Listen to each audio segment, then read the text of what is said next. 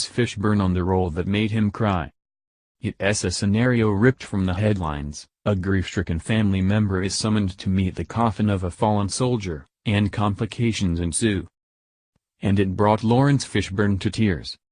"I wept through the movie. I was so moved by it," he said of Richard Linklater's Last Flag Flying, opening Friday, November 3. "We struck the right tone. Although it deals with subject matter that is somber and tricky, we were able to bring a lot of levity and humanity to it." In Last Flag Flying, Mr. Fishburne plays the relevant Richard Mueller, who has found God after a harrowing tour of duty in Vietnam. When his long-lost tour buddies Doc, Steve Carell, and Sal, Bryan Cranston, unexpectedly appeared during a Sunday service in 2003, he reluctantly joins them on a road trip to Dover Air Force Base, where Doc is to meet the coffin of his only son, a Marine killed in Iraq, and accompany it to Arlington National Cemetery.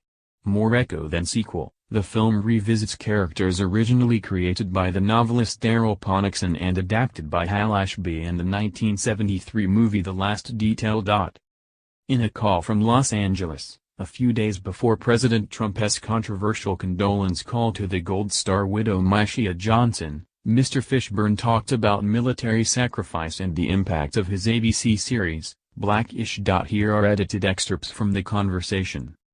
Last Flag Flying grapples with a complex, highly emotional situation.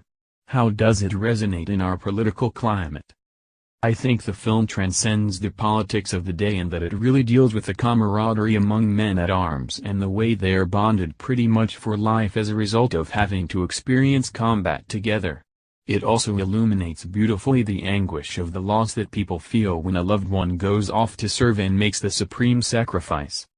It is comedic in many ways yet stars Steve Carell in an unusually serious role. When I say that Bryan and Steve are master actors, you must remember that we have these little symbols for the actor, the comedy mask and the mask of tragedy. Steve is perhaps best loved for his comedic work, but it's not like he hasn't developed his skills for tragedy. You seem aged beyond your 56 years in this movie.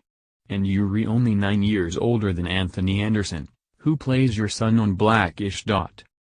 I was only, about, 9 years older than Cuba Gooding Jr. when I played his dad, too, in Boys and the Hood. Laughs, and I was cast in Apocalypse Now at the age of 14 to play a 17-year-old. It's my luck that I was born a bit of an old soul, and it has served me well. How did the Apocalypse Now casting go? I had been acting for about 4 years when I met with Francis Coppola and Fred Roos, who produced the film. And Fred did all the talking, while Francis sat there quietly observing me. They asked simple stuff like, "How old are you?" and I lied and said 16. Then they asked, "What grade are you in school?" and I said, "A freshman, a sophomore." Then a receptionist walked in, and Francis finally spoke up and said, "Do you think this kid could be 18?" And she took a look at me and went, "Sure," and walked out of the door. And the rest is history. On Blackish, the show has dealt with police brutality, the presidential election and even menstruation.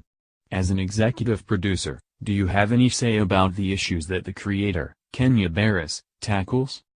Kenya and his writing staff do their thing, and when I have an idea or a suggestion, we throw things at the wall and see what sticks.